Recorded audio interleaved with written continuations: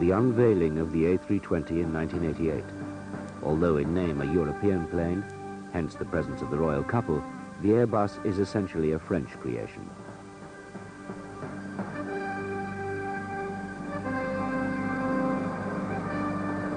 It was revolutionary. The A320 was the first civilian fly-by-wire aircraft. Traditionally, a pilot had direct control over his plane by means of cables or hydraulics linked directly to his control column. But in the A320, it was all done electronically. The pilot would feed instructions to a computer, and it would fly the plane. The pilot would simply monitor the computer. 80 knots, thrust. Electronic displays dominated the new so-called glass cockpit, and the control column was replaced by a side stick, similar to those on a computer game. B1. Computers were cheaper. They saved one man in the cockpit and could manage fuel more efficiently. And they were safer. They would review the pilot's actions and refuse what they considered to be dangerous maneuvers.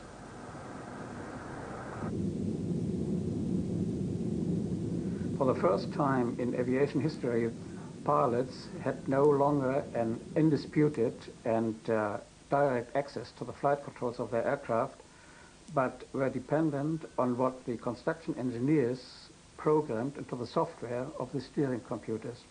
The manufacturer defined what pilot input would be adequate and safe. And this design philosophy was the first step to the elimination of the pilot. The A320 was cutting-edge technology, now to be seen on all the latest American jets. But it aroused suspicions amongst traditional stick and rudder men. Heino Caesar was Lufthansa's chief safety pilot. He was unimpressed by the computerized controls, especially the so-called side stick. And the pilot can place his hand on that stick, and he can't feel how the autoflight system is steering his aircraft. Boeing, much more conventional, pilot-centered, still puts the old-fashioned control column between the pilot's legs, and he doesn't have to look at his artificial horizon, he doesn't have to look at his instruments, he just places the hand on the control column, and he looks outside or talks with the stewardess or talks with somebody else or something like that, and he knows just by placing the hand on the control wheel exactly what his aircraft is doing. Everything. And in these advanced aircraft, you can't feel it anymore.